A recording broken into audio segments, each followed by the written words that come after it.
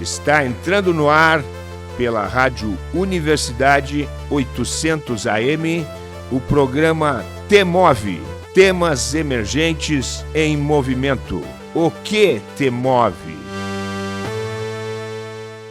Olá, está começando mais um T-Move, Temas Emergentes em Movimento, em sua segunda temporada.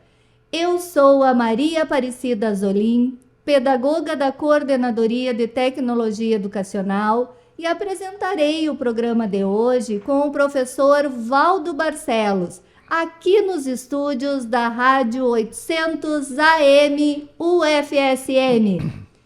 O programa T-Move, Temas Emergentes em Movimento, é um projeto da Coordenadoria de Tecnologia Educacional da UFSM, vinculada à Prograde, Pró-Reitoria de Graduação. Proporcionamos aqui um espaço de conversas e troca de ideias, através de entrevistas com os palestrantes dos temas emergentes e muitos outros convidados.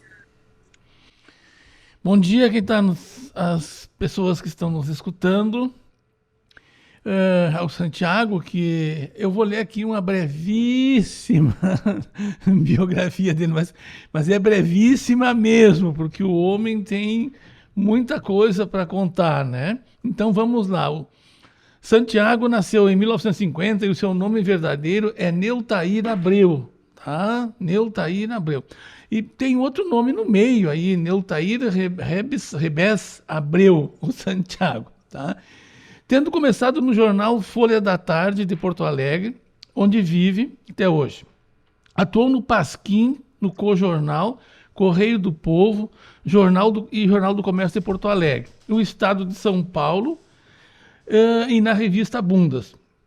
O Pasquim 21, Le Monde Diplomatique, tem mais de 18 livros de humor gráfico publicados. Recebeu, em 1990, o Grand Prix do concurso anual de cartoons do jornal, esse vai ser difícil, Yomiuri Shimbun, em Tóquio. Teve cartoons premiados também em concursos no Canadá, na Alemanha, na Bulgária e Turquia. Foi ganhador por 5 vezes do Salão de Humor de Piracicaba, onde chegou a ser jurado e presidente do evento. Então, essa brevíssima apresentação do Santiago, e aí continuamos a conversa, e muito obrigado por ter aceito o convite. Santiago, seja muito, muito bem-vindo, meu conterrâneo, somos da mesma cidade, estudamos na mesma instituição, mas só fazer um merchan do Santiago. Quem quiser acompanhar as ilustrações, os cartoons do Santiago, acesse o Facebook, é só procurar lá, Santiago Neutair Abreu, ou lá no Instagram, cartunista_Santiago. Olha, vale a pena. Os cartoons do Santiago têm muito humor, mas também muita reflexão sobre o contexto atual.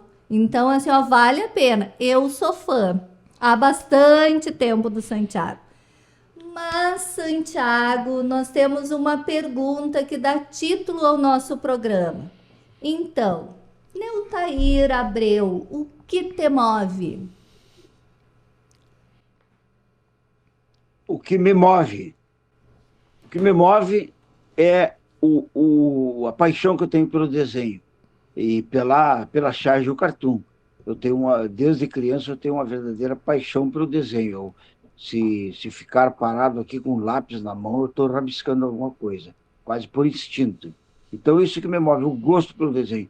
Primeiro veio esse gosto pelo desenho, depois veio mais tarde, da minha juventude, passando a adolescência, veio a capacidade de criar situações humorísticas engraçadas que eu conto através do desenho.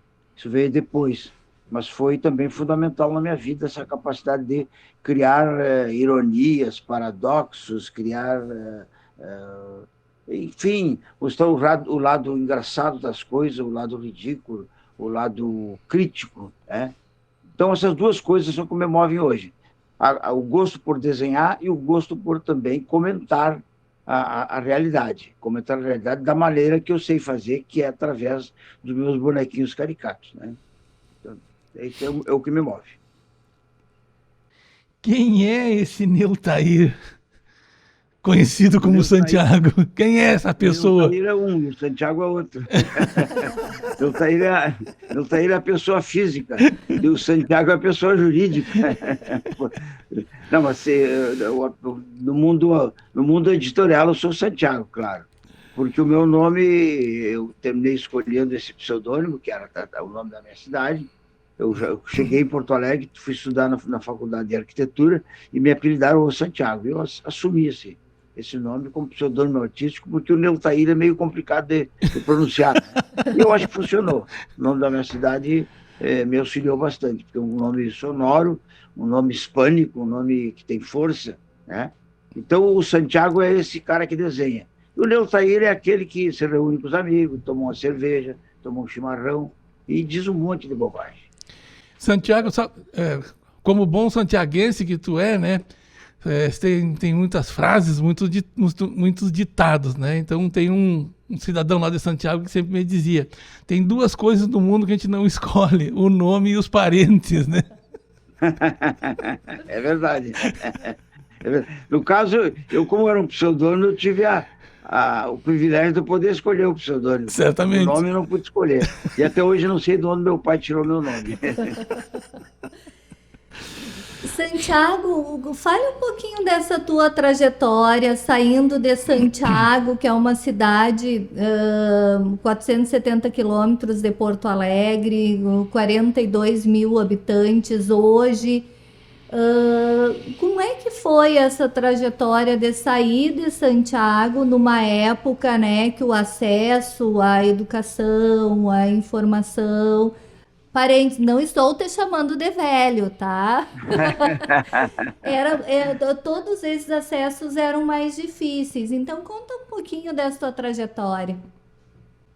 Eu desenhava, como eu estava dizendo, sempre desde criança, minha mãe disse que desde os 3 anos de idade, e fazia minhas historinhas, né?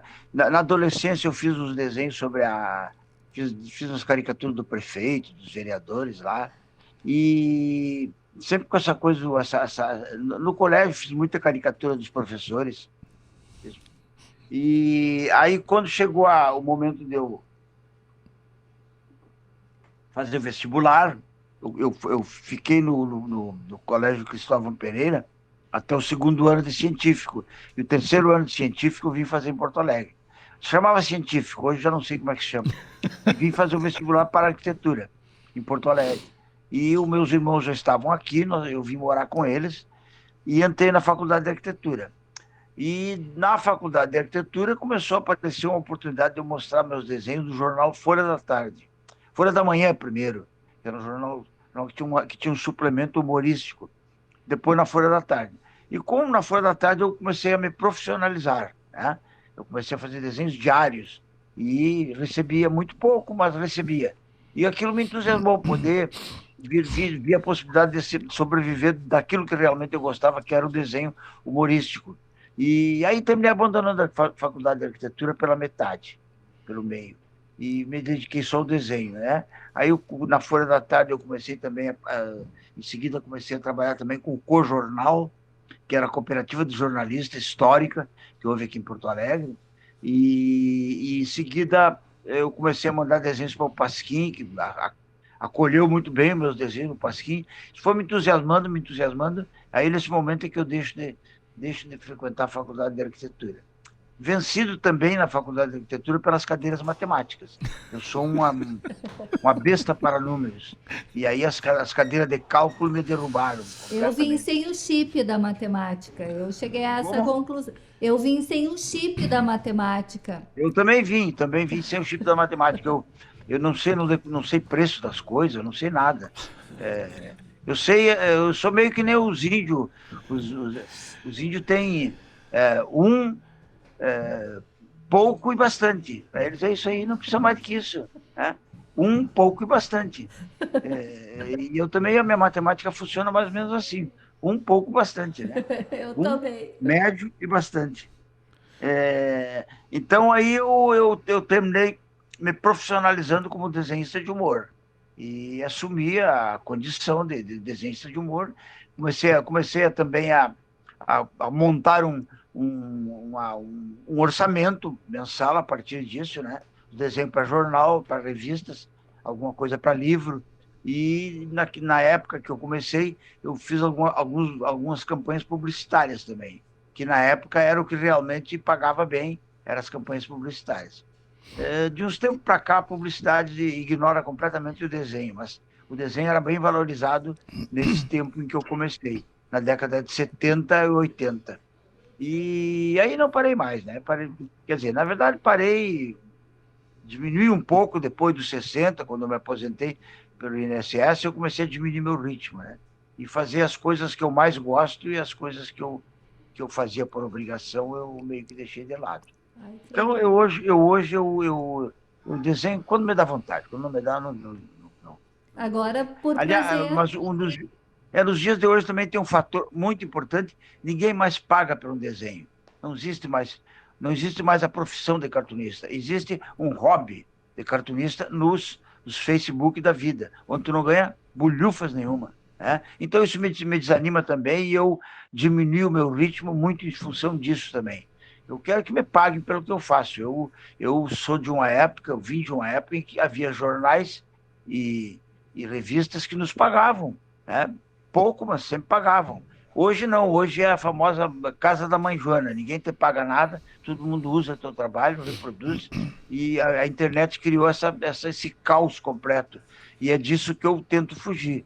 Eu tento fugir dessa exploração do nosso trabalho pelos Facebook da vida, o Instagram da vida, que vendem anúncios milionários e não nos pagam nada pelo que usam.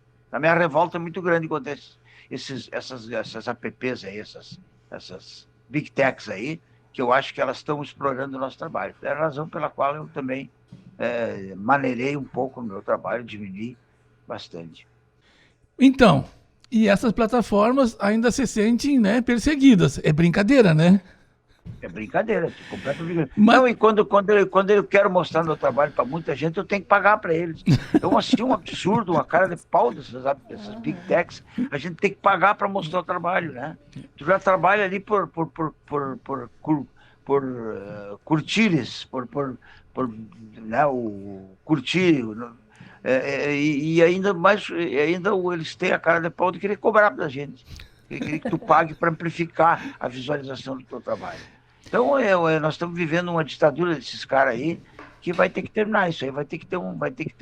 Eles vão ter que remunerar por conteúdos que eles usam eles têm anúncios bilionários, né, vendidos em cima dos conteúdos que nós, profissionais da imprensa, criamos, né? Não eles não vendem anúncio pela receita de bolo da dona Mariazinha, eles não vendem o anúncio por causa do gatinho do seu Joãozinho lá, eles vendem em cima dos meus cartoons, das fotografias dos meus amigos fotógrafos, das crônicas dos meus amigos cronistas, poesia dos meus amigos poetas, material profissional que a gente produz a todo momento para eles rechearem as suas revistas eletrônicas, né? Então, eu acho que isso aí, nós estamos no início da internet, e tudo está uma bagunça, tudo está um horror, mas um dia isso aí vai ter que ser regulamentado e os caras vão ter que entender que quem produz conteúdo tem que ser remunerado. E que esse dia não demore muito para chegar, né, Santiago? Para mim está difícil, que eu já estou com 72 anos, quando chegar eu já estou indo embora. Porque há quem diga hoje que essas grandes plataformas têm capacidade de eleger governos e derrubar governos, né? E aqui na América Latina isso parece que está acontecendo. Sim, claro que sim. Claro que sim. E além de fazer muito dinheiro, né? Além de deixar os caras bilionários. Como é que um Zuckerberg da vida fica bilionário e eu não ganho nada para rechear a sua plataforma, a sua revistinha eletrônica? E agora com a questão da inteligência artificial, o chat GPT, as pessoas não vão precisar mais nem pensar. Nem o desenhista não vai precisar mais. Não, vai estar tudo pronto lá, ele precisa só saber digitar o que ele quer, né? E deu. Olha, Aí eu um me preocupo jornal, com essas um jornal questões. pequeno do interior aí que não pode contratar um chargista, encomenda uma charge para inteligência artificial. E aí É, sai lá uma coisa meio ruim, muito ruinzinha, mas você enche o espaço, né? mas Santiago, se hoje as pessoas assim, ó, têm dificuldade de interpretar um texto, ah, não leem, imagina quando realmente a máquina vai fazer tudo, vai produzir, então as pessoas vão ler menos, vão interpretar menos. Olha, eu tenho medo da onde que isso E, a- e vai a gente, dar, né? E pelo e a jeito gente tá, isso que tu fala, a gente está vendo a todo momento aí nas redes sociais, que hoje permite que as pessoas digitem e façam textos, como as pessoas escrevem. As pessoas não, mas tem uma parte da população menos que acessa a internet e tudo mais, menos informada e menos escolarizada, que escreve muito mal, se expressa muito mal. E a gente esperava que a internet criasse um hábito das pessoas tentarem escrever melhor, né? Mas agora sim. surgem os textos que ficam prontos na hora, então mais estímulo à ignorância, né? É, e eu digo assim, que é uma coisa que me preocupa, mas eu acho que não é uma preocupação só minha, né? Tanto que os Não, criadores disso pediram 6 meses, né, para regulamentar e então eu realmente me preocupo. Eu, para mim, ainda eu também acho tudo muito assustador. eu Eu sou acho, analógica. Eu ainda prefiro livro físico, prefiro papel, prefiro eu também caneta. ainda sou viciado em papel. Infelizmente, hoje tem pouca coisa em papel, a não ser os livros, né? Não ser os livros. Mas, voltando aqui à tua apresentação ali, né, tu trabalhou, né, no Pasquim e no Cojornal, né, que foram Sim, dois... duas experiências muito E- ricas. Muito então, ricas. Foram isso, jornais de grande questionamento, de grande resistência. inconformidade com as coisas, né? Então, o que eu queria te perguntar, assim, também, falasse um pouquinho pra gente, qual era a manha para conseguir resistir e criticar a ditadura que alguns continuam insistindo em dizer que não existiu para eles, né? Qual era a manha, né, para conseguir fazer aquele jornal?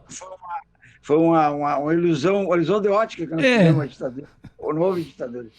Mas a manha sempre foi o grande poder que tem o humor, o grande poder que tem a piada, o trocadilho, a ironia, de disfarçar a crítica, né? A crítica parecia uma brincadeira, mas no fundo, é o que eu sempre digo, o desenho de humor, ele é uma isca. Tu promete para ele que ele vai só rir para o leitor, e o leitor, eu vou só rir disso aqui, mas depois ele passa a pensar, ele passa a refletir sobre aquilo que foi colocado ali. Então, esse era o truque para que os militares não percebessem a paulada que a gente dava neles. Por exemplo, a gente fazia muita coisa com generais, mas o general que a gente fazia era o famoso general de opereta. Era o general todo cheio de enfeites e plumas e alamares, que parecia um personagem de quadrinhos, ou um personagem de uma republiqueta qualquer, né, de latino-americana. Era esse truque que a gente usava. Eles não se reconheciam. Às vezes não se reconheciam como caricaturados naquelas figuras exageradas que a gente fazia, né?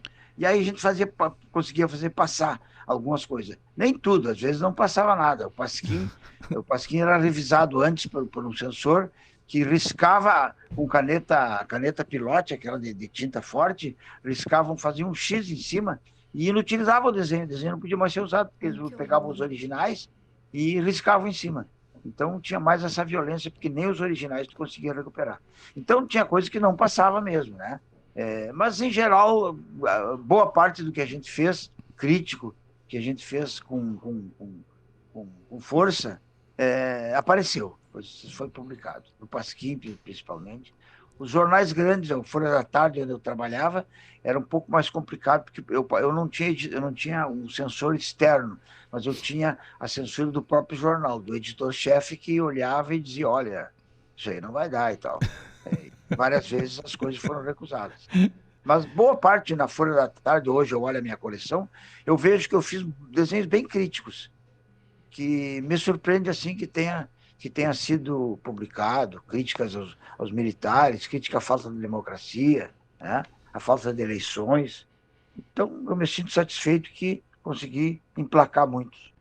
E talvez tenha um amigo que diz que também algumas coisas que eram escritas ou que eram desenhadas que não eram censuradas, eles atribuíam a pouca capacidade de reflexão dos rapazes de verde.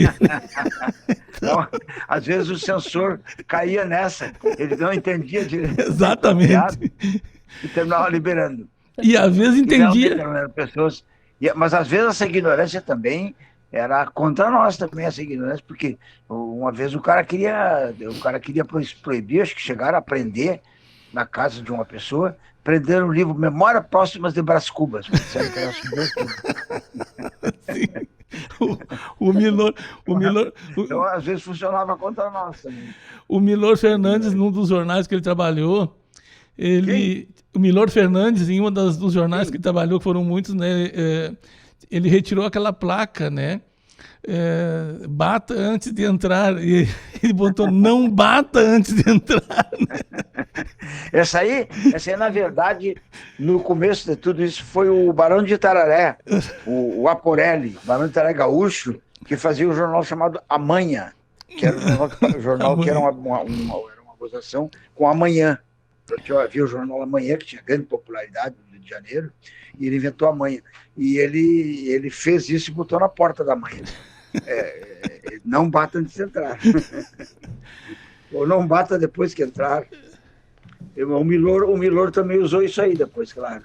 Os dois grandes nomes do humor brasileiro, que foram o Milor e o Barão de Itararé. História tem demais, né? Tem de sobra. Mas assim, Sobra histórias. Sobre a história do jornalismo, os bastidores do jornalismo são muito ricos. Muita história, vamos dizer, curiosa, pitoresca, que hoje pode virar um cartoon também. sem dúvida. Mas então, e esse Macanudo Taurino? Hein? Taurino Fagundes. O Macanudo Taurino, personagem. Sim. Como é que baixou essa entidade aí? Como é que ele surgiu? Fala um pouquinho para a nossa ideia. Realmente. Bom, isso aí é produto das minhas vivências em Santiago, no campo, onde a minha família toda era do campo. E eu cheguei, quando eu fui trabalhar na Folha da Tarde, eu senti que tinha necessidade de criar um personagem. Eu disse, que personagem que eu vou criar? Bom, vou criar esse cara que eu mais convivi na minha infância e adolescência, que é o Gaúcho da Fronteira. Aí eu inventei um personagem que eu denominei Macanudo, que o Macanudo o Macanudo é um adjetivo, né? Qualificativo, e botei o nome de Taurino nele, Macanudo Taurino. E ele teve retorno, né? Primeiro, um pouco na Folha da Tarde, e muito mais foi numa revista chamada Agricultura e Cooperativismo, que era editada pela FECOTRIGO. Nesse tempo aí, década de 70, o cooperativismo era muito forte no Rio Grande do Sul. E então tinha uma publicação que era das cooperativas, chamada Agricultura e Cooperativismo, e eu tinha uma página inteira no fim da revista. Aí eu digo, bom, agora esse personagem vai ser uma espécie de um símbolo da revista. E aí botei lá aventuras, façanhas, não sei como que eu botei. Façanhas do Macanudo Taurino. Era Macanudo Taurino Fagundes. Fagundes. E ele durou muitos anos, esse personagem, na revista. Depois a revista terminou e ela foi continuada por um jornal chamado O Interior, que era um excelente jornal semanal que cobria o setor agrícola. O personagem continuou tendo uma página inteira lá como personagem da revista. E aí, nesse meio aí, nesse intermédio aí, eu publiquei, eu acho que 10 ou 12 livros, álbuns, com as histórias do Macanudo. Então aí eu acho que existe ainda nas bibliotecas, tem aí os álbuns. Eu, pelo menos, tenho aqui todos eles encadernados, do Macanudo Taurino. E agora, atualmente, com essa coisa de não ter onde publicar e não ter quem te pague para o que tu publica, eu descontinuei um pouco o personagem. Tenho feito... Aliás, eu acho que já faz mais de 5 ou 6 anos que eu não o desenho, não tenho desenhado. E temas não faltam, né? Temas não...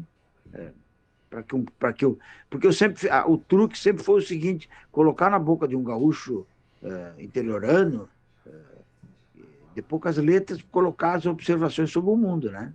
Uma que ficou muito famosa era que ele comentava sobre a China comunista, e a mulher do gaúcho dizia assim, mas que mulherzinha ordinária, além de China e da comunista.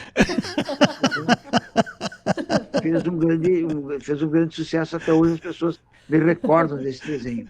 E mais ou menos o tom era esse, era o gaúcho observar o panorama mundial, nacional, com a sua verve, o seu jeitão, né? Esse jeitão é que dava graça para o personagem, como ele comentava. Quando ele viu na televisão lá os atentados nas Torres Gêmeas, o gaúcho velho comentou assim, se isso é um atentado, como não será um conseguido? Isso com um atentado. Como não seria um conseguido? E essas coisas, assim, o jogo de palavras sempre foi também uma grande arma do desenhista. O jogo de palavras e o trocadilho, a gente usa muito trocadilho. E na boca de um gauchão fica muito engraçado. Fica mais ainda. Tu falando... Engraçado é crítico, né? Porque eu pretendo que isso aí seja também crítico, né? Todas as vezes que o gaúcho se pronunciou sobre o panorama nacional, da política nacional, a corrupção, as malandragens da política, ele se colocou de uma maneira engraçada, mas crítica também. E tu falando nessa relação aí com o gaúcho, né, com o homem do interior, eu me lembrei da obra do Ciro Martins, né? Aquela trilogia, Ciro Martins. O Gaúcho a Pé e várias outras, né? Mas sempre foi muito inspirador para ele esse processo todo de transição, né? Para a mecanização da agricultura na época. E ele... O êxodo rural, né? Exatamente. O Gaúcho a Pé. Isso. Ele chamou de Gaúcho a Pé. Exatamente. E que depois acabou virando uma trilogia, né? Que foi muito estudada, inclusive, né? Na academia, por dissertações e teses, a obra dele. Eu li boa parte do Ciro Martins, gostei muito, e acho que li talvez mais da metade do que ele fez. Então, eu gosto muito e é inspirador para mim também, foi inspirador. Eu acabei estudando, conheci alguma coisa, e aqui na Academia Santamarense de Letras, eu ocupo a cadeira que tem o nome dele, cadeira Ciro Martins, então, quando tu falando, me veio assim à memória muitas coisas, e ele diz que uma das tristezas dele era que os gaúchos, né, principalmente os homens da pequena propriedade, não iam ver na obra dele o que ele escreveu, porque a grande parte não sabia ler ou não tinha acesso, né, a esse tipo de questão na época. Sim. Eu vou ter que ser a portadora... É a limitação que a gente tem, né? Eu vou ter que ser a portadora das más notícias, professor Valdo e Santiago. Vou ter que chamar um intervalo, mas a gente volta rapidinho para essa conversa gostosa com o Neutair Abreu, o Santiago.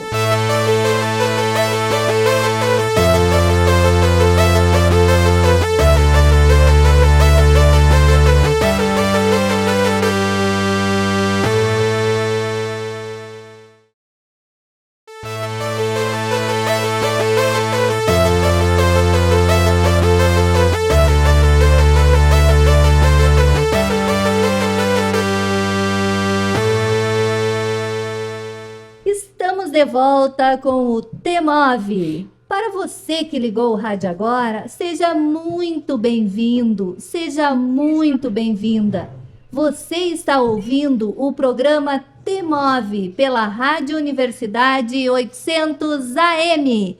Hoje com a presença do cartunista Neutair Abreu, o Santiago.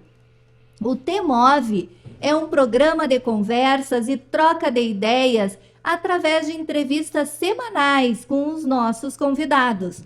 trataremos sempre assuntos sugeridos pelos parceiros dos temas emergentes. Santiago, qual é o teu processo de criação? Tem algum tipo de ritual, alguma coisa mística, ou simplesmente tu chega e desenha? Como é que isso acontece? Bom, o meu fazer é uma coisa muito movida, já que estamos falando de movimento, muito movida sempre, em toda a minha carreira, toda a minha trajetória, eu sempre fui muito movido pela a coisa prática de ter que entregar um desenho para o jornal. O jornal está fechando, na Folha da Tarde eu chegava mais ou menos às 2 da tarde, e o jornal tinha que ficar pronto até a noite. Então, até a noite eu tinha que parir, fazer um parto de um desenho. Isso aí me angustiava, me angustia até hoje, essas coisas de ter que parir um desenho. Né? Eu tenho que entregar esse desenho, alguma coisa vai ter que nascer. E aí sempre aconteceu de eu ficar nessa angústia, e essa angústia ela termina sendo produtiva, né? Porque essa angústia te move para que tu consiga criar alguma coisa. Né? E aí, então, no tempo do jornal, eu trabalhava com aquelas laudas, que era o papel jornal barato, muitas laudas na mesa, e rabiscando, e rabiscando, e rabiscando. Até hoje é assim. Eu tenho uma pilha de papel aí de rascunho, onde eu rabisco, experimento uma coisa, experimento outra, faço um balãozinho, desfaço aquele balãozinho, e naquela ânsia, naquela correria, de repente começa a surgir uma ideia que me parece interessante, que me parece original. Porque no humor é muito importante tu ser original. Se tu vem com a piada velha, o leitor odeia a piada velha, né? Mas a piada nova que surpreende é a que realmente faz sucesso. E é o que eu buscava, eu sempre busco essa tirada original. Como é que eu vou comentar a inteligência artificial, por exemplo? Tem que ter uma tirada muito original e muito surpreendente. A surpresa é fundamental no humor. Tu não causar surpresa no teu leitor, tu não vale de nada aquele desenho. E aí eu procurava, mas quem sabe eu comparo. Porque no humor a gente faz comparações malucas, absurdas, né? Tu compara um fato que acontece aqui em Porto Alegre, no Rio Grande do Sul, tu compara com um fato que acontece lá na Ásia. E aí sai coisas engraçadas, divertidas, né? Essa semana eu vi um meme que eu achei muito criativo, muito divertido. O rei da Inglaterra, o novo rei da Inglaterra, está falando com a Camila, diz, esconde as joias que o Bolsonaro pode chegar aí. Ai, amei! Esconde as joias. Essa merece um prêmio. Só que, claro, os memes não são desenhados, são pessoas que têm muita criatividade, mas não conseguem desenhar, então eles usam fotografia. Fazem com a fotografia, botam o cara usou a fotografia. Mas, enfim, essa surpresa aí, essa graça é que é a ciência do humor. E é isso que eu busco. Então, no meu processo, às vezes, eu tive que suar bastante. Eu sempre digo que não existe inspiração, existe mais transpiração. Eu tive que buscar uma coisa interessante. Fiz desenhos que eu acho que são importantes na minha carreira, que eu não teria feito se não tivesse essa obrigação, né? Essa pressão do jornal para entregar no outro dia. Desenhos que eu poderia até ter a ideia, mas eu ia deixar perdida. E dessa pressão surgiu coisas que eu acho boas, eu acho que vão ficar, inclusive. Então, nessa pressão, aparecia o desenho. Então, como eu disse, às vezes a gente sua muito e às vezes pinta na hora. Né? Eu tive uma ideia para um desenho que foi uma coisa assim, poderia se dizer que podia até ser uma telepatia, uma coisa assim, ideias que surgiram imediatamente, boas e que fizeram sucesso. No fim da década de 80, eu recebi um prêmio, e fui receber esse prêmio e fui visitar o Louvre. Caminhando no Louvre, assim, apareceu uma ideia. Era tu inverter os desenhos, as pinturas estariam caminhando nos corredores e os turistas com suas máquinas fotográficas e com as suas roupas coloridas estariam dentro dos quadros. Uma inversão, né? Esse desenho, na hora, me surgiu e eu fiquei com medo de perder a ideia, de esquecer ela. Eu anotei no catálogo que eu tinha do Louvre, anotei fazer desenho assim, sabe? Chegando em Porto Alegre, nessa viagem, eu executei esse desenho com todo cuidado, mandei para o Japão. Foi o primeiro prêmio do concurso japonês em que eu participava, com 15 mil desenhos do mundo inteiro. Né? E aí eles me disseram lá, quando eu fui lá receber o prêmio, me disseram que nunca tinham tido tanta facilidade de escolher o primeiro lugar. O desenho realmente agradou. né? E esse foi um desenho que não me deu trabalho nenhum para ter a ideia, entendeu? Para executar, sim. Executar, eu sou muito cuidadoso, eu sou muito detalhista no que eu desenho. E eu trabalho também com aquarela, que é uma técnica complicadinha, porque é um desenho à base de água. Mas a ideia foi imediata, assim, foi pá, aquela luzinha que se acende na tua cabeça. E muitas vezes eu tive essa ideia assim como uma luzinha que se acende na cabeça. E outras vezes fiz coisas boas também, abaixo de porrada, de paulada, né? Tem que fazer, tem que entregar, tá chegando a hora, e o editor do telefone, como é? Já tá pronto? Não tá, mas vai sair. E aí, no fim da tarde, quando era no jornal, estava pronto o desenho. Eu adoro o cachorrinho, que às vezes o cachorrinho ele tem assim, ó, ele que tem a sacada, né? O cachorro não fala, mas observa, né? Olha, eu adoro aquele. Sempre nos teus cartoons, a primeira coisa que eu procuro é o cachorrinho. Ele está em algum canto, ele está, e ele, às vezes ele fala também, às vezes ele fala, mas na verdade é o pensamento dele. E às vezes ele se expressa por um desenho também, no balão tem um desenho, tem uma ironia. E ele tem toda a sacada, às vezes, assim, ó, tem de todo o contexto, é o cachorrinho que dá o golpe final, eu adoro. Sim, nos desenhos, os políticos, os figurões estão recebendo já uma crítica no desenho. E tem um detalhinho lá do cachorro que também dá a pauladinha dele. Eu adoro, eu acho fantástico. Ele morde, dá uma mordida, vamos dizer, uma mordida de opinião. Mas é muito bom te escutar, porque aí vem um turbilhão de lembranças, né? Tu falou agora, eu tive um orientando meu de doutorado, que ele escrevia e fazia de uma forma muito rebuscada, entendeu? E eu tentava trazer ele para o mundo da vida, né? Aí um dia eu disse para ele, olha, fulano, escreve de um jeito que até o teu cachorro entenda, sabe? Olha, melhorou bastante o texto dele. Mas olha aí, isso foi a grande colaboração da existência do Pasquim. O Pasquim inventou um jeito muito coloquial de falar com as pessoas, né? Inventou a gíria, botou a gíria. Foi a grande contribuição. O jornalismo brasileiro, ele se renovou com o Pasquim. Ele aprendeu a ser menos como se diz, gongórico. Isto. Tinha, né, um jornalista, o Antônio Maria, que ele era jornalista esportivo, né? E essa coisa da criação que tu falou, ele criou uma frase que ficou célebre no mundo do esporte, né? Que é aquela bola no fotógrafo, né? E ele na biografia dele, chamada Um Homem Chamado Maria, é muito boa. Ele conta como é que surgiu essa frase, né? Que ele ficou meio sem voz num momento onde ia sair o gol, né? E chutou e não saiu o gol. Aí ele ficou sem ter o que dizer, e aí se bola no fotógrafo, porque naquela época os fotógrafos ficavam tudo atrás da rede ali, né? Para pegar a foto do gol, né? Então essa ideia da bola no fotógrafo, essa coisa da criação, né? Sim. A bola saiu do gol e foi para bater na cabeça do fotógrafo. Exatamente. Então eu queria te fazer uma pergunta. Mas assim, com certeza, não só essa, qualquer uma, né? Tu só responde se tu quiser. Tipo, essa coisa, como fazer humor hoje, né? Nos tempos que a gente vive, tu pintou um cenário aí muito, né, presente, com essa coisa das plataformas, e aí aquela coisa de fazer o que quer, e também dos cancelamentos que as pessoas usam, enfim.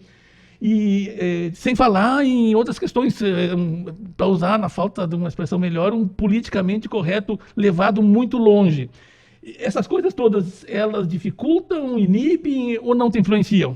Não, ao mesmo tempo que isso aí também é tema para se falar, né? É tema, é matéria-prima para a gente falar, mas também existe hoje essa enorme vigilância que os meios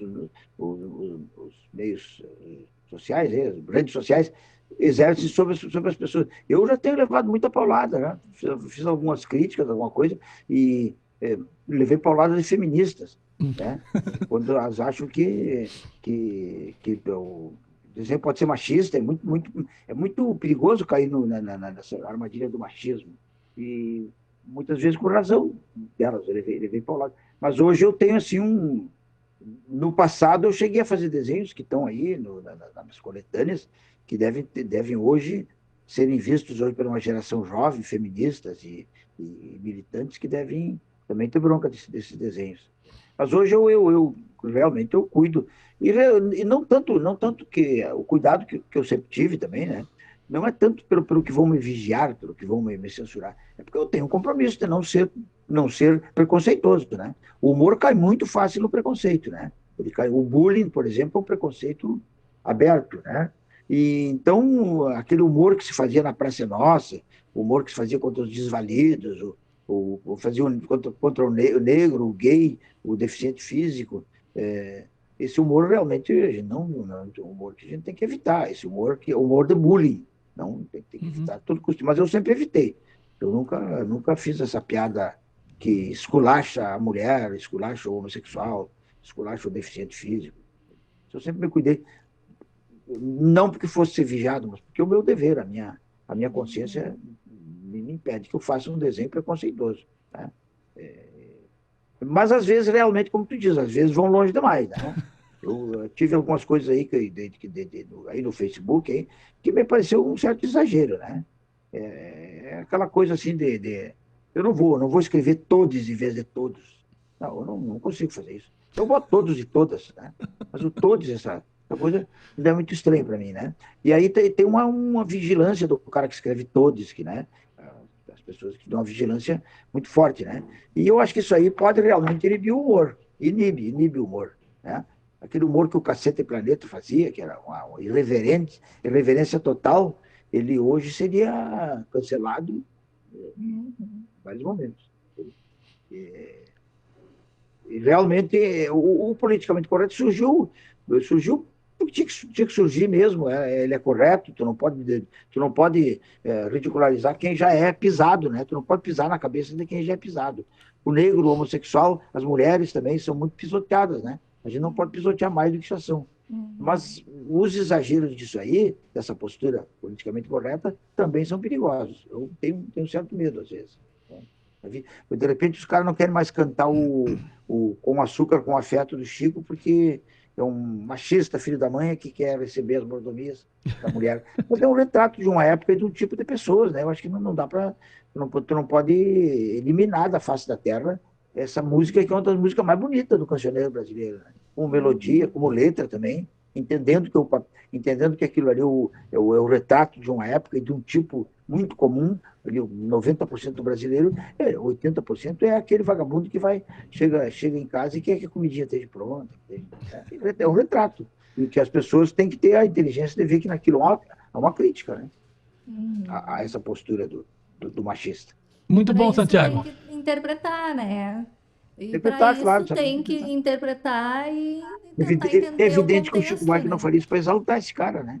Muito bom, Santiago. Isso só isso dá um programa inteiro, né? Isso aí dá realmente. O humor é um dos grandes atingidos por essas posturas politicamente corretas. Na maioria das vezes, corretamente. Tem que ser mesmo cancelado a piada preconceituosa. Mas, às vezes, algum exagero também, porque o rir é o ato mais espontâneo do ser humano, né? Se ele começa a ficar muito engessado, o rir fica dificultado, né? O riso fica dificultado.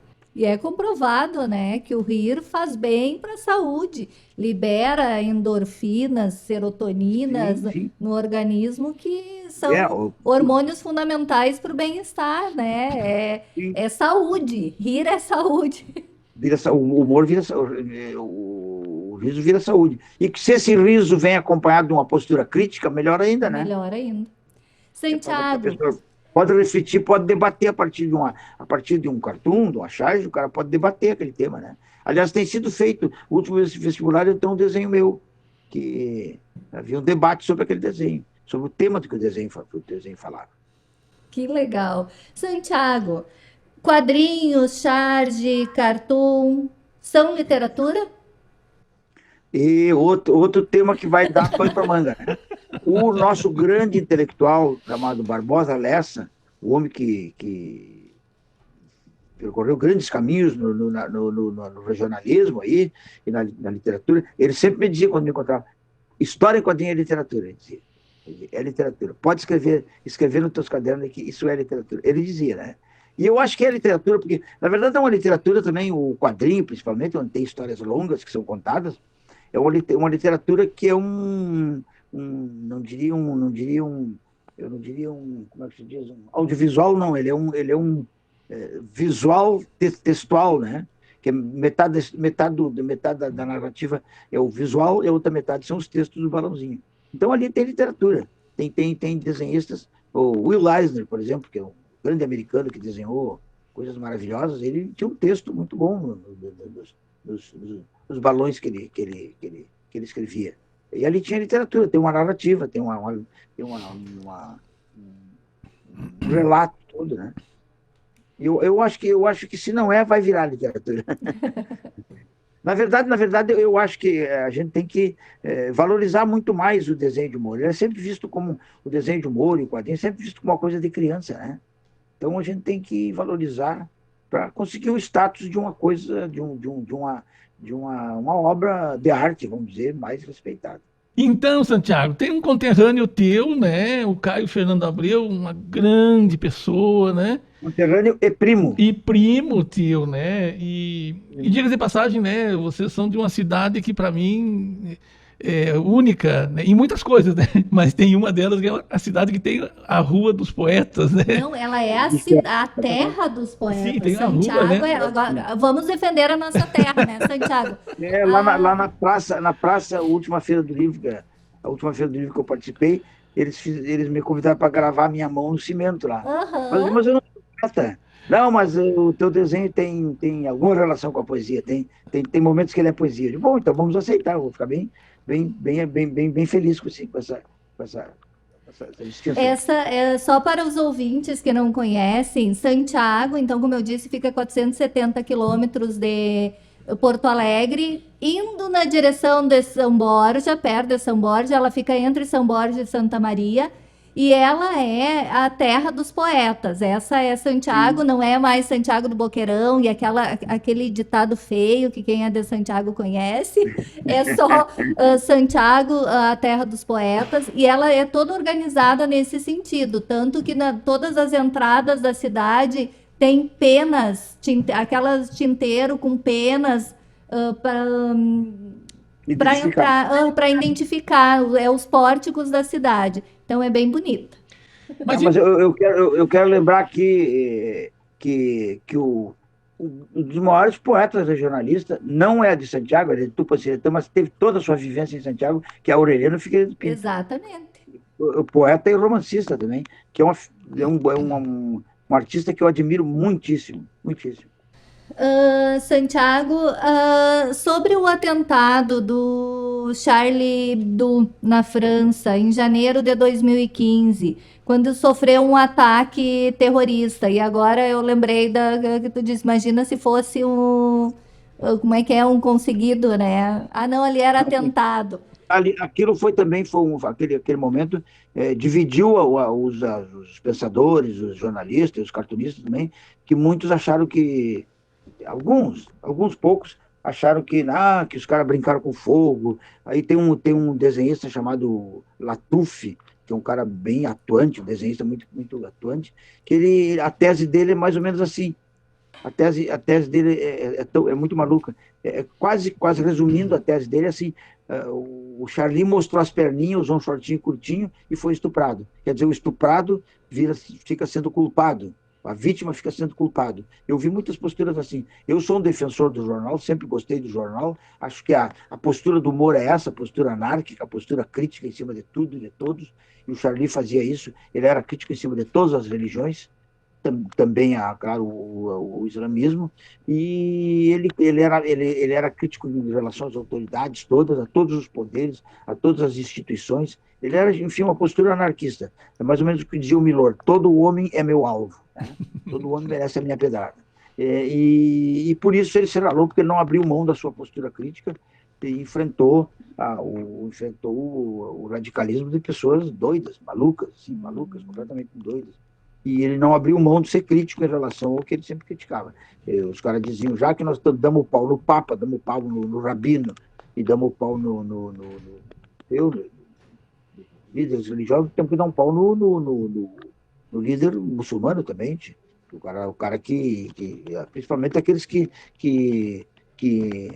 estimulavam os jovens a virar uma bomba, né? Explodir. Sim. E aí pagou por isso, mas foi para mim um marco na liberdade de expressão, né? pessoas, o diretor do Charlie, ele dizia, eu não vou abrir mão das críticas que eu faço pelas ameaças, porque houve ameaças mil contra eles, né? Mas, enfim, eu tenho a maior admiração por eles e tenho veneração e acho que foram mártires da nossa profissão que é criticar e denunciar. Com certeza, né, Santiago, uma das primeiras vítimas, né, dos ditadores ou dos fundamentalismos é a liberdade, né, liberdade de imprensa, liberdade de produzir, de criar. Não é por acaso, né, que são tão perseguidos e não são muito mal-humorados os ditadores, né, e tem muito mau gosto, né? Fundamentalistas em geral. Exato. Também. Não, o fundamentalismo mentalista religioso, todos eles, parece que no islamismo também é muito forte isso, é a falta de humor. Os caras não riem de nada, não conseguem rir, não conseguem, é tudo preto no branco e não tem nuances para eles. Mas, enfim, o que acontece. Eu teria muito medo de fazer um desenho contra esses fundamentalistas islâmicos, porque se os caras acham que se me matar eles vão ganhar o céu, né? Então tem que ter muito cuidado. Cuidado, né? Mata que consegue o céu. E quando o medo se impõe, aí nem precisa mais de censura, né? Porque aí realmente... Tem autocensura, Exato. Essa é muito perigosa. A autocensura é muito perigosa. Essa te inibe, essa te tolhe, te deixa de mão amarrada. Nessa hora eles venceram, né? Quando eles conseguem isso. Aí eles venceram. Na autocensura, sim. Sim. Santiago, tu cursaste um tempo da Faculdade de Arquitetura, né? Em plena ditadura militar, ali como tu falaste no início da ditadura, naquele momento tu teve algum tipo de repressão, teve algum tipo de perseguição? Não, eu não posso me queixar disso, porque eu nunca tive assim, uma ameaça de prisão ou prisão. O Edgar Vasques, nosso colega, que desenha o Rango, ele chegou a ter 2 processos contra ele por desenhos que ele fez no Pasquim. Processo teve. Não foi preso, mas se incomodou muito mesmo para responder os processos, se defender. E eu tive, assim, de vez em quando, alguma carta vinha para o jornal de algum político que não gostou e reclamava, né? Teve uma vez que eu fiz uma crítica forte ao presidente dos Estados Unidos e veio uma carta do cônsul. O cônsul americano de Porto Alegre mandou uma carta. Eu fiquei honrado com aquilo. O cônsul estava muito incomodado com o desenho. Né? O presidente era o Gerald Ford, que foi um presidente que substituiu o Nixon. Eu trabalhava na Folha da Tarde nesse tempo. Mas nunca tive. Assim, censura externa também eu não tive. Eu tive muita censura do próprio jornal. O próprio jornal me cortando. E muitas vezes foi uma censura que essa persistiu depois da ditadura, vai persistir por muito tempo ainda, que é a censura do anunciante. O anunciante se corta. Quando tu falou mal de temas que o anunciante não gosta, pode ter certeza que tu vai ser cortado imediatamente. Né? Se o anunciante do teu jornal for a Riocel, pode saber que tu não pode falar mal de poluição. Com certeza. Mas então, Santiago, que mensagem assim tu gostaria de deixar aí para os nossos escutantes nesse final do programa? Escutantes é bom. Principalmente saudar o povo de Santa Maria. Eu tenho uma ligação muito grande com Santa Maria. A minha esposa é daí, a família dela tem uma parte que mora aí também. E eu frequentei muito Santa Maria, as feiras do livro, e aquelas iniciativas do tipo Cartucho. Então, do Márcio? O Márcio e a turma dele, que são o grupo de risco, agora está meio interrompido pela pandemia, o Cartucho, que é um encontro de cartucho, que é uma coisa muito boa, confraternização, onde a gente confraterniza e desenha ao mesmo tempo. Né? Então, Santa Maria tem uma importância grande no nosso trabalho. E a gente tem, os desenhistas de Porto Alegre, temos um excelente contato e confraternização com o pessoal do grupo de risco. Márcio, Elias, o Birata. Grande Birata. Os une principalmente uma amizade, né? Sim. Além do gosto pelo desenho. Tem o Joacir Xavier. Isto. Um grande desenhista também, amigo nosso. Santiago, infelizmente, olha, eu de novo dando má notícias, né? O nosso programa está acabando o tempo E eu gostaria muito de te agradecer, porque realmente essa hora passou assim, ó, voando. Realmente uma Sim. conversa muito gostosa contigo. E se for Verdade. Eu achei bom também, o papo foi bom com vocês. Eu achei que vocês cutucam a gente. Isso é bom. A gente... mas tem que se cuidar, porque onça com vara curta a gente não cutuca, né? Ah, eu acho. Não, para quem faz humor, isso aí é um ensinamento muito importante. Não se cutuca a onça com a vara curta. Ou, no nosso caso, com a caneta de nanquim muito curta. Né? Exato. Eu acho, professor Valdo, coloca por que tu usaste o termo escutante em vez de ouvinte. Não, porque é uma coisa que por muito tempo também tratei como todos nós tratamos, né? Escutar, tô escutando, tô ouvindo, né? Mas na verdade, ouvir, a gente pode ouvir inclusive várias coisas ao mesmo tempo. Agora, escutar não, escutar a gente precisa se concentrar. Tem que querer. E o bicho que a gente é, né? O animal que a gente é, só pode se concentrar em uma coisa de cada vez. Né? Tu não consegue fazer um cartoon, fazer um desenho e te concentrar nele, te concentrar em várias outras coisas. Isso é uma impossibilidade, inclusive biológica, né? E a gente espera que os nossos ouvintes, como é o termo convencional, sejam escutantes realmente, que eles escutem, que eles desejem, que eles reflitam sobre o que a gente está propondo. Claro. O escutar é botar foco na coisa, né? Exatamente. Então, Santiago, que privilégio te ouvir. Você sabe por que a foca se apaixonou pelo pinguim? Não! Porque ela perdeu o foco. Tá certo. É justo. Ai, amei. Já que nós estamos falando de foco. Então tá, um abração para vocês todos. Um abraço, muito, muito obrigada pelo teu carinho e disponibilidade de estar aqui conosco. Vou lembrar a quem está em casa escutando o nosso programa e quer acompanhar os trabalhos do Santiago, acesse o Facebook Santiago Neutair Abreu ou lá no Instagram cartunista_Santiago. Então agradecemos a participação do cartunista, o querido Neutair Abreu, Santiago, em nosso programa. Eu sou a Maria Aparecida Zolim, pedagoga da CTE UFSM, e apresentei o programa de hoje com o professor Valdo Barcelos, aqui na Rádio Universidade 800 AM. O TEMOV conta com a produção da comunicadora social Luísa Peixoto e da diretora da CTE Lisiane Miller. Trabalhos técnicos de Giano Al e direção de rádio de Jonathan Ferreira. Você pode ouvir novamente esse e as outras edições do nosso programa no YouTube. Acesse lá, youtube.com/capacitação digital UFSM, sem o cedilha e sem o tio. Se inscreva no nosso canal, curta e compartilhe. Nós estaremos de volta na próxima semana falando sobre os temas emergentes em movimento, aqui pelos estúdios da Rádio Universidade 800 AM. Uma semana leve e feliz a todos nós. Até semana que vem!